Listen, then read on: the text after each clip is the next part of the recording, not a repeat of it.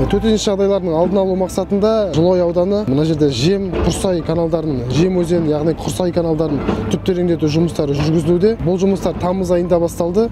Жалпы осы уақытқа дейінгі қазіргі жасалған жұмыстардың қашықтығы 24 шақырымды құрайды. Жалпы жоба бойынша 95 шақырым түп тереңдету жұмыстары жасалады.